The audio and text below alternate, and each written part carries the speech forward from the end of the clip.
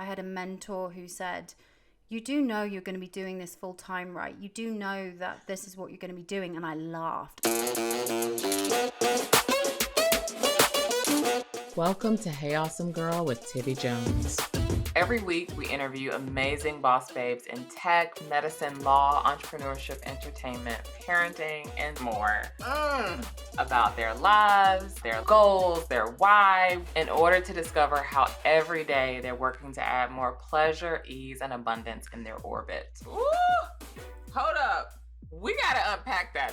This show is part business advice, part life coaching, part real talk with girlfriends. See how she be coaching me? If you're looking for a show that's real and relatable, but also inspiring at the same time, this is the one for you. I'm your host, Tivi Jones. I'm founder and CEO of the creative agency Hey Awesome Girl. I'm dog mom to Miss Olivia, the cutest little dog on the planet. And I'm someone whose ongoing self-care routine includes watching cartoons and eating cereal in bed on Saturday mornings. Today, you'll meet Natalie Miles, who is a channeler for the collective, a psychic medium, writer, speaker, and host of the top spiritual podcast on iTunes, The Doorway and So You Think You're Intuitive. She believes that everyone is born intuitive, and through societal conditioning and ancestral shame, most people have repressed how they use their natural gifts. Natalie guides people to reactivate the gifts that we are all born with. I've followed Natalie's work for many years now. I have her book on intuition and tapping into your intuition. I am someone who firmly believes in intuition. I believe in trusting my gut. I believe in spirit and all the ways that that shows up in my life.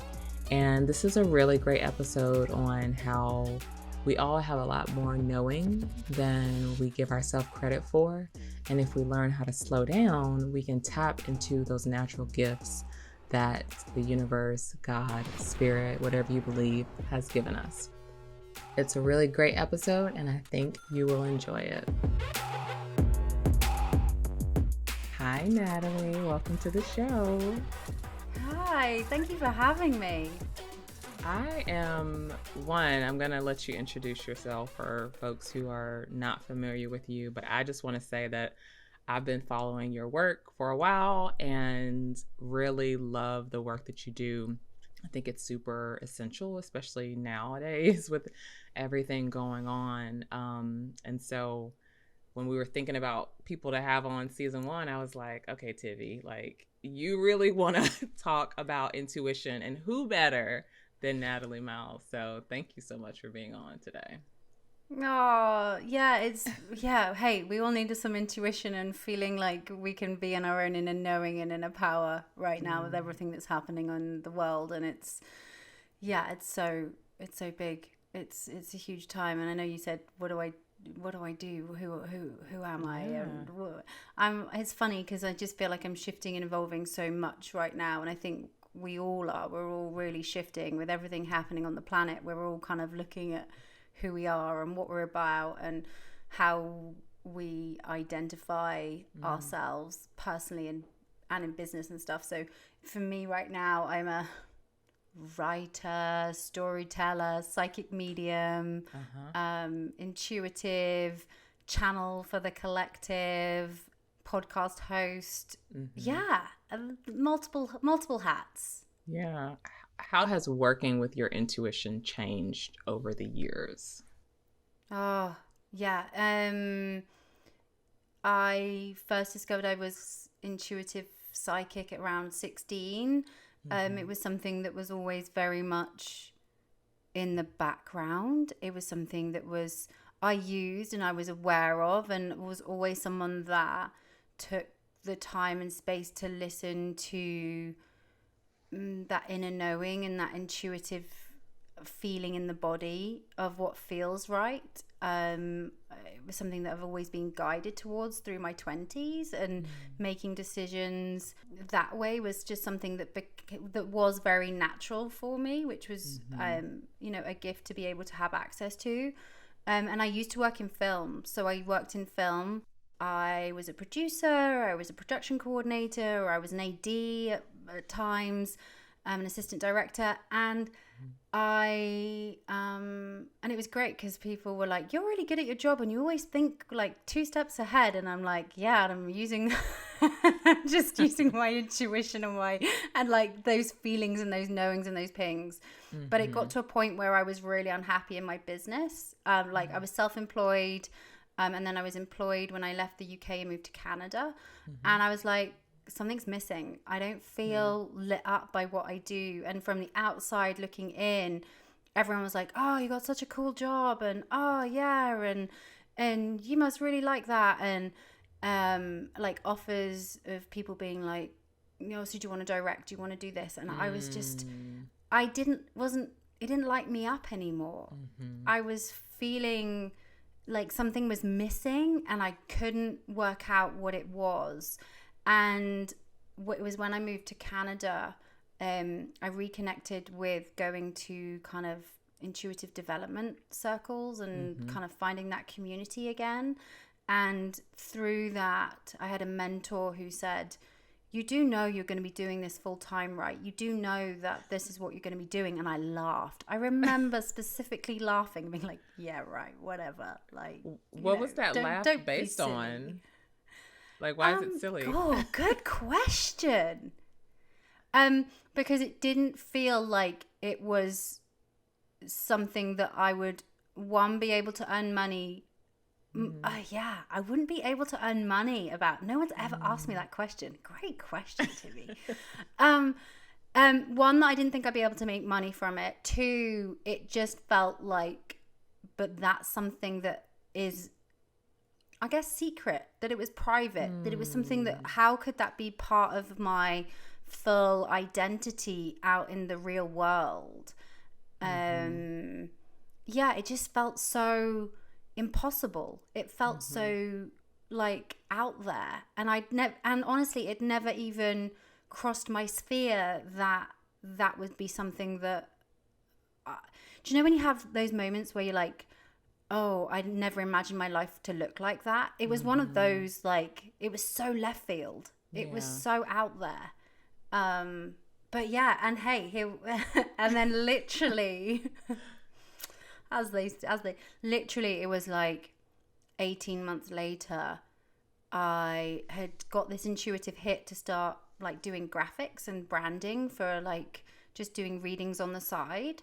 And then my boss at the time, I got let go from my job. They were like, you're really unhappy. You are really unhappy.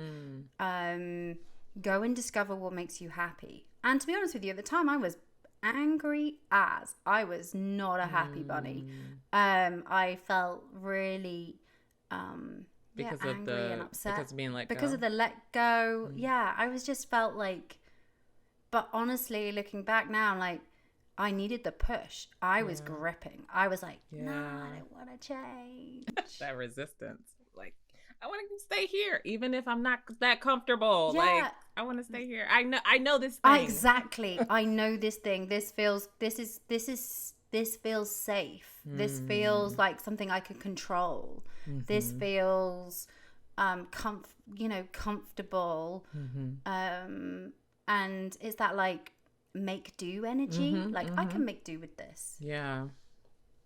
Even though my whole body is like, what are you doing? It's time to make a change. It's fascinating, for one. And I want to dig into like the secrecy of intuition. Because you said that, and actually I had to physically write it down. Like, I can't even like type on my computer right now. Because one of the things I think about a lot is like the idea of people shaming you for using your intuitive gifts as a business. Do you ever run into that? And how does the idea of like secrecy with intuition maybe play into shame a little bit?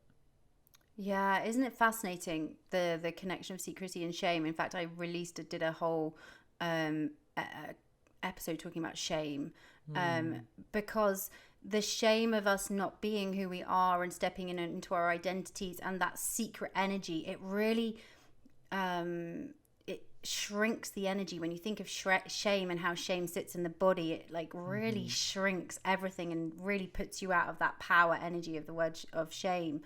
So yeah, I felt shame.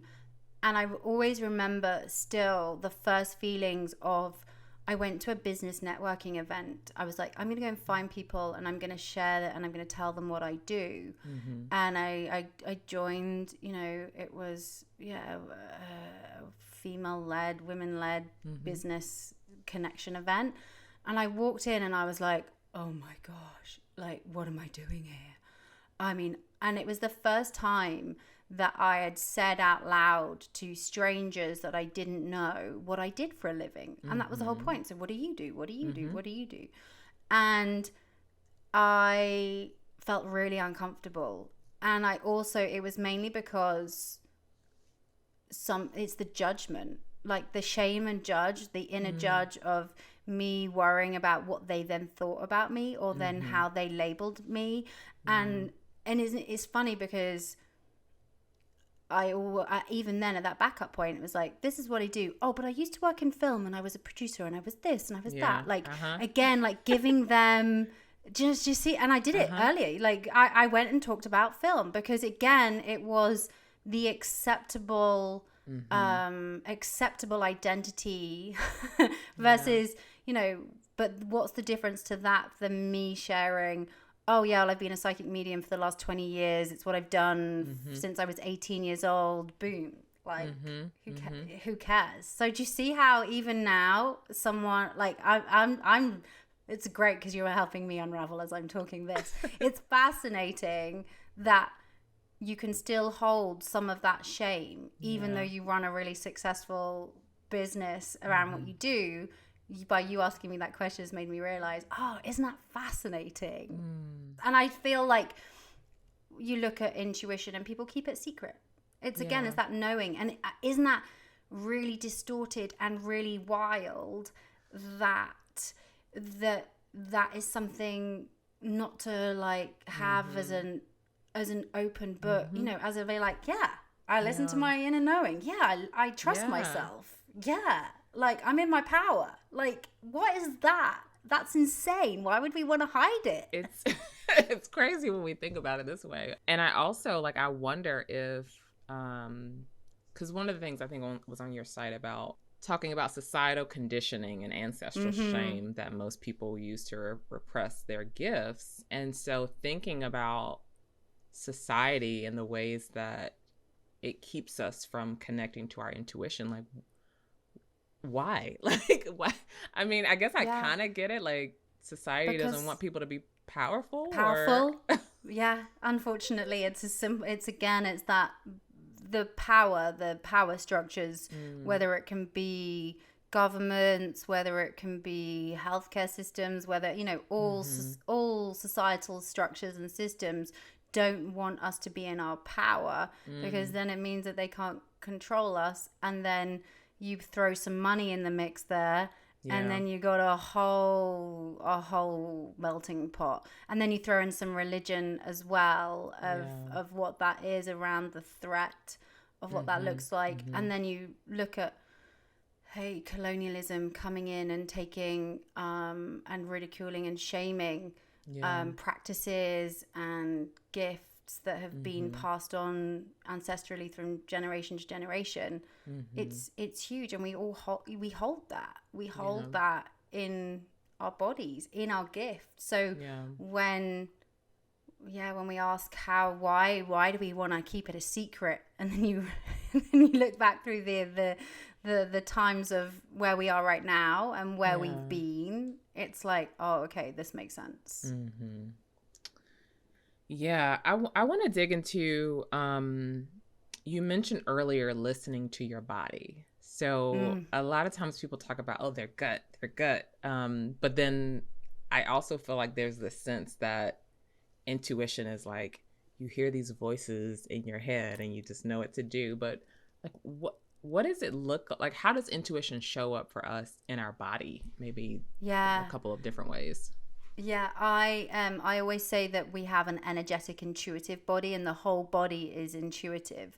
and it's different for everyone. So it's not one size fits all. It's our body communicates to us personally, and so it's about really cultivating that individual relationship, but how things can show up in the body. And I think it's a misconception, as you say, like trust your gut. It can end up being where we then like focus our attention to, but if we've got anxiety or we've been going through some things like that can actually bring up different feelings and sensations where you actually can't trust that part of the body, or you can't trust that feeling. So for me, intuition, when I describe it, it's an inner knowing in the body, whether it comes through seeing, feeling, knowing, or hearing. So it can be sometimes it can be that your skin prickles and the hairs on your arms go up. Sometimes it can be that your heart swells with energy and heat, and it just feels like hell yes. Sometimes on the flip side, it can be a massive hell no, where your stomach does drop, where you get that hard, like, and it feels like the energy in your whole body just gets like switched off, or a cold breeze might go over your body. And then sometimes with the hearing, we hear things. And I think that's where we can, with intuition, it can feel, it is again that misconception that you're going to hear someone else's voice, or it's going to come in and sound different. And that's, for me personally, the intuitive voice and hearing, it just sounds like me. It sounds like a voice in my head, which can also be like, well, great, how on earth do you work out what the difference is between your thoughts and your intuition? But I always say, with the hearing and the body, the intuitive voice will come in, give you the guidance, and then leave. It will come in and it will give it to you and then leave. The ego fear voice will continue like going round and round and round in the head, and it will just it will be more of that energy, and versus it coming in direct, calm, coming in and then disappearing. So there's numerous ways of how the body communicates. I mean, that's just a few of them. But I had a client once that knew that her spirit team were connecting with her because her right foot would tingle every time. And she was like, I don't understand. Why is this happening to me? But that's just how she knew that she was making the right decision on something. Do you ever feel the pressure to like always make the right decisions as an intuitive? Great question. I think it's really important to remember we're humans in human bodies. And so we can talk about spirituality and we can talk about, spirit teams, but we're still humans having a human experience. So for me to say as an intuitive that I'm not worried about not making the right decision would be a lie. Like, of course, there are still those moments where I sit and I'm like, is this the right decision? Am I making the right call?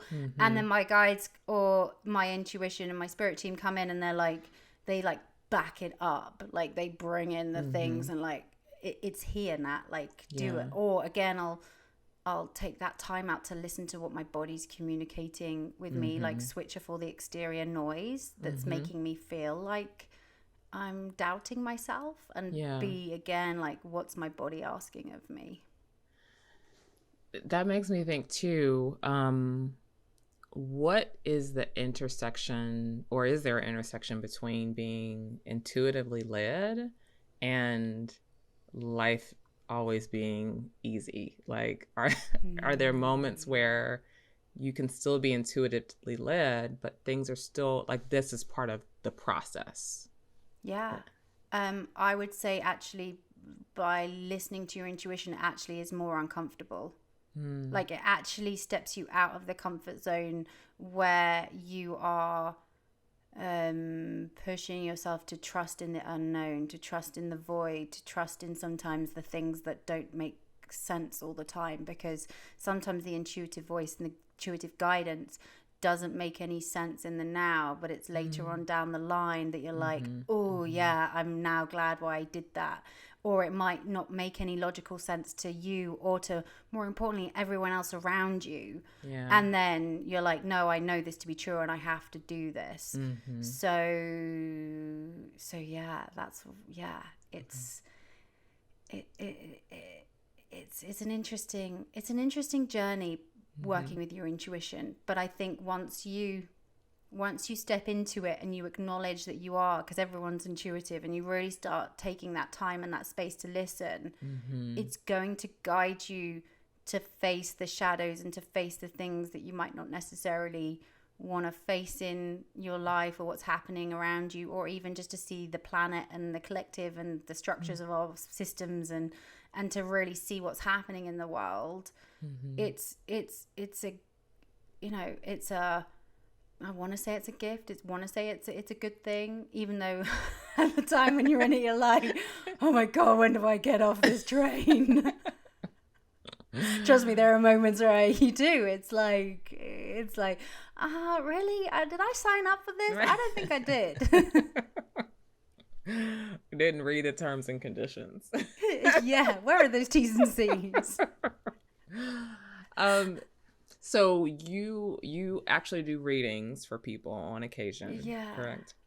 Yeah. So Yeah. do you ever experience or think about a potential like toxic relationship between a client and an intuitive, in that a client might want to opt out of decision making and let the intuitive just tell them exactly what to do? And how do you manage that type of thing? Oh yeah, big time. My guides come in and they say no. It's fascinating. They're like, no, we're not going to give you that. We're not going to give you that answer or insight. This is about you coming to that learning and decision on your own. We can show you the different paths, and we can show you the energy of what's associated to it. But in the end, there is free will, and there's choice. And the toxic relationships that are there, of course, there are many intuitives out there who are creating that relationship where they're needed, or there's that hook in energy where you have to go to that person to be able to make a decision, or to do that. And that's what's breaking in the shift. That's part of that power structure that's crumbling, even in the healing and spiritual community of like, no, like in the end, the power is with you. The God, it's all there. And in the end, it's those one-on-one sessions, and even any session, any event that I hold, or any series, it's like, I'm just there to remind everyone that they have all the answers, and that the power is already, it's there already. You don't have to do anything. Yeah. So obviously, as a practitioner, you've done a lot of work to improve your intuition. What else do you do to help, I would say, maybe lessen your ego? Like you seem just like a fully, like it's more, it seems like more than just intuition to me, or maybe it's all intuition, like the awareness to, not be predatory and empower other people to work on their intuition. Were there other practices that you incorporated into your journey? Yeah. That's a really great question. I've done numerous things along the way, whether it's from breath work to, I love breath work. I'm a massive breath work fan. It's really, really big. Can you explain that for folks who don't know? Yeah. It's breath work. So there are different practitioners that use different forms of breath work, but it's all about, you use the breath to move energy through your body that basically can release emotions. It can help heal trauma. It can bring things up to the surface. It can give you intuitive messages and guidance. And it's all about like putting the body into a state of relaxation through breath, so that you can release, reset, let go, receive. I found that some of my big releases and transformational moments have come through really good breath work. What else have I done? Mindfulness. I've done some mindfulness work. I really enjoyed that. My own intuitive development, my own journeys, and I think for me I've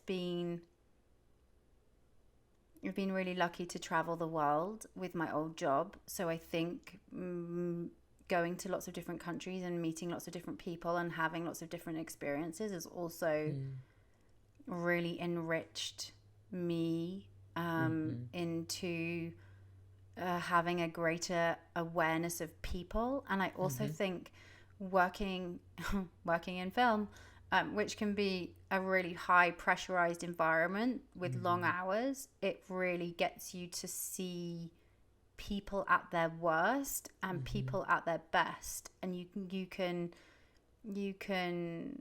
see the human condition in all states of awareness, I want to say.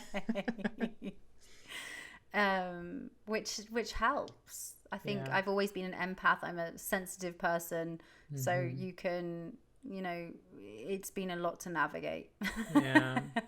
Oh man. But in the end, I think right now, as that well-rounded and to fit with some of the 2022 energy theme of play, pleasure, fun, I think right now that for me is making me the rounded person that I need to be, because sometimes, and I can be guilty of getting a bit too serious, like especially with everything that's happening, especially when you're running a business and doing all the things, we can get very serious into things, especially with everything happening on the planet. And I think that the learning and what's been coming through for me, of especially more than ever before, is like, where is the play? Where's the pleasure? What's the fun? Because if I'm doing all of those things, I'm a way better channel. My business thrives, and it's a win-win for everybody else, but in the end it's a win for me and those people around me too. What are some things you're doing now to have more pleasure, ease, and abundance and play in your life? I got a crazy puppy. He's keeping me on my toes right now. I'm not gonna lie. The highs and lows of dog mum life is definitely, he's showing me the need of fun and play. I think he's really mirroring back to me that sense of play and finding play in the small things and making me play and take breaks has been huge. I'm singing. I've been doing singing lessons, and so that's been really powerful and on a play and a pleasure level.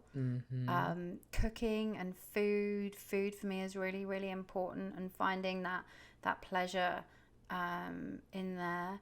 And horse riding, I've started horse riding again, and I just have really been enjoying being around horses and them teaching me. It's what like the things I need to learn each week, like I'll have a lesson and it will show up in what happens in the lesson, whether it's something that happens with the horse's body or how their energy is or their personality that day, or and it's like, oh yeah, okay, I need to learn this. Oh, okay, this is how this is showing up for me in my life, and that's been really cool too. Fun.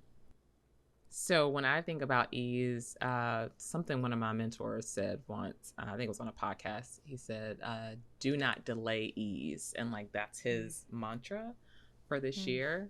And I've been thinking about today, I feel like our society is set up for us to delay ease. And I'm curious your thoughts on that statement. Like, our society is set up for us to delay ease. And why is that, if that's true? So we're not in our power.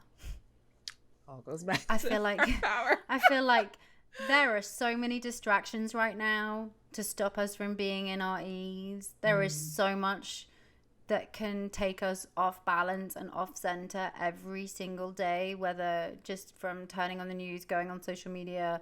And I'm not saying like don't avoid it. Like, I'm saying like, you know, it's not about avoiding it and sticking your head in the sand, but it's also seeing the consistency of the distractions around us that's stopping us from being in our ease. And when it's too loud and too much, turning that all off for a little bit and being like, okay, I'm just gonna do a couple of days where it's just me and my ease, and without the distractions. It's so key.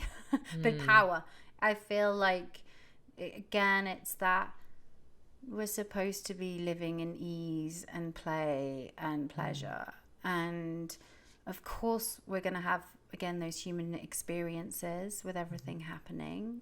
But I think more than ever before, if there's anything that the last couple of years has taught us, is finding that ease and the joy and the play and the small things. Yeah. Thank you for that. Couple more questions. I know you talk a lot, or you intentionally talk a lot about diversity and inclusion in your work and in the spiritual industry. What are your thoughts on how the current industry looks, and what are some more changes that you would like to see happen? Yeah, it's a really great question. It's funny because I really feel that the spiritual community, spiritual business, it's still part of the systems and structures that need to change. It's still part of everything. It's again, it's not greater than or holier than thou. It's still part of it. And so, as a white woman with blonde, with the stereotypical white woman blonde hair in the wellness industry, it's just, I feel like it's part of me being part of the change. It's again, listening and learning and being like, okay, this is set up for me to have success. This is set up for me to have that success. But what about other people who are just as gifted or even more gifted than me in what I do and have more important things to share than me? How can I be part of, giving them, I don't want to say even giving them, because it's not about giving them. It's about being part of that system changing so that they can be seen more and heard more, and there needs to be that equality. Yeah. Thank you for that. And thank you. One of the things I noticed about your podcast, the So You Think You're Intuitive podcast, is you talked a lot about the indigenous community, which is something that I'm continuing to learn about. I'm in North Carolina, so we have a lot of indigenous populations here. Probably have some indigenous blood in my family. So there's just so much to learn. And I think that we're at a place now where a lot of people are open to it. Some of it is performative, but I do think some people do have good intentions. So, might as well push forward. And that's all we can do. I completely agree too, because it's really about having that best intentions and seeing that best intentions and believing that. Because I know a lot of people say, well, what does change look like? There seems to be a lot of talk, but not a lot of change.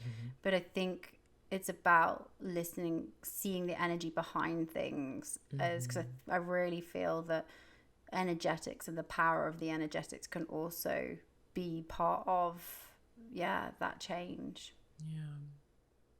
What's your advice for people who want to get started improving their intuition? Slow down. I feel like that's for me, Nat.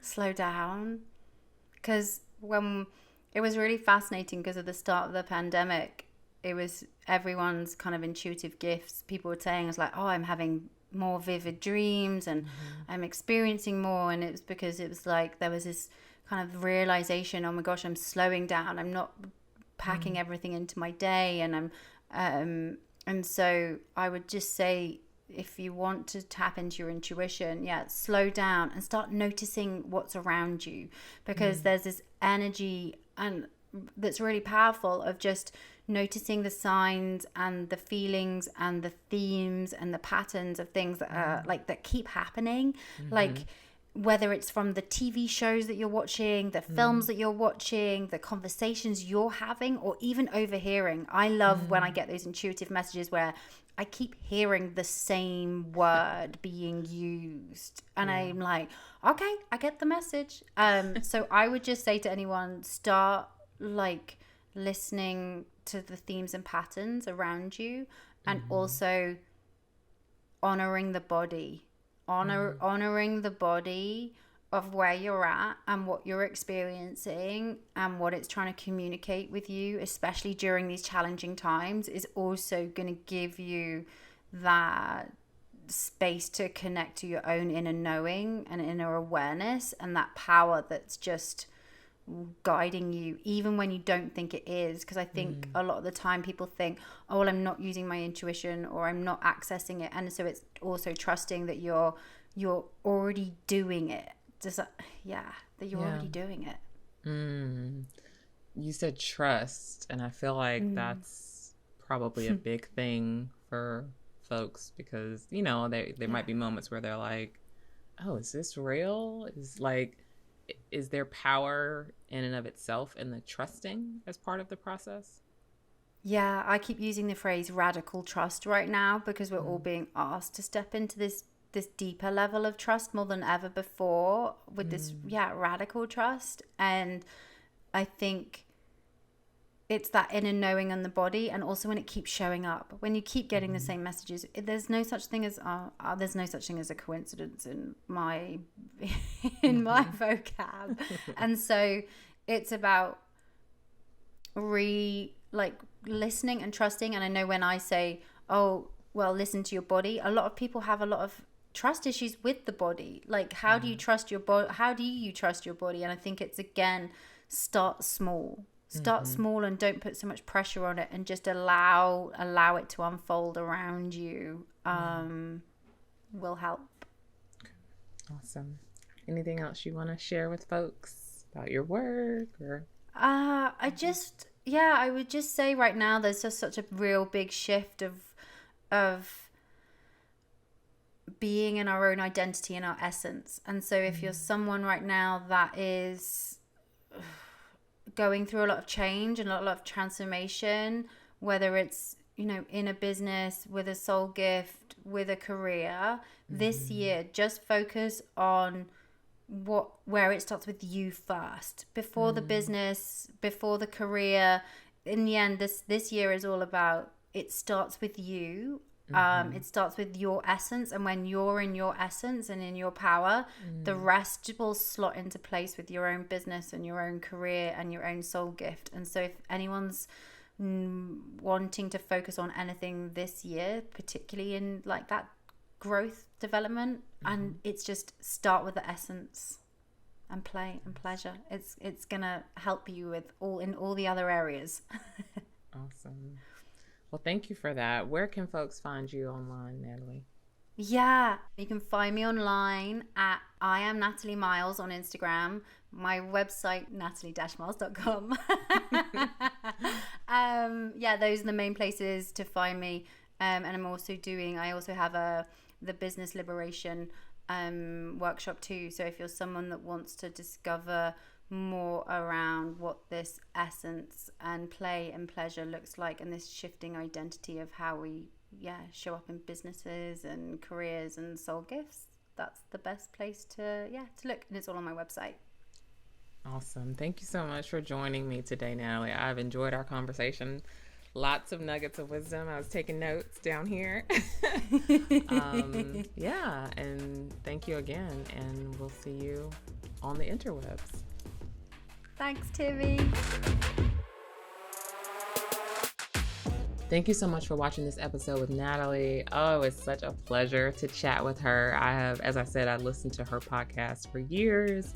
I have her books. And so to speak with her one-on-one and ask her some really pointed questions about shame and secrecy with intuition and self-care and slowing down enough so we can really hear our intuition. Super valuable for me. I hope you found some nuggets of wisdom for yourself. I'm curious to know, with this particular episode, how do you use your intuition or your gut or that knowing in your everyday life? I know for me, sometimes I just intuitively know how marketing campaigns should work or who to reach out to for certain things. I think that's one way in which my intuition shows up in my career. So I just want to reinforce the point that you don't have to be a psychic medium. You don't have to do readings for money. You can leverage your intuition in your everyday life when it comes to your work, your relationships, all the things. Thank you again for watching. Again, I'm Tivi Jones, founder and CEO of the creative studio Hey Awesome Girl, recording from my home office. As a reminder, Hey Awesome Girl's social mission is to celebrate and empower women, especially women of color. We believe digital entrepreneurship is a resource to increase confidence, close racial and gender wealth gaps, and provide a means of freedom for women all over the world. Because as we like to say, empowered women empower women, and that's exactly what we're trying to do with this show. Stay tuned for our next episode and stay awesome, girl. So it's me again, just jumping back on to share a special resource with you.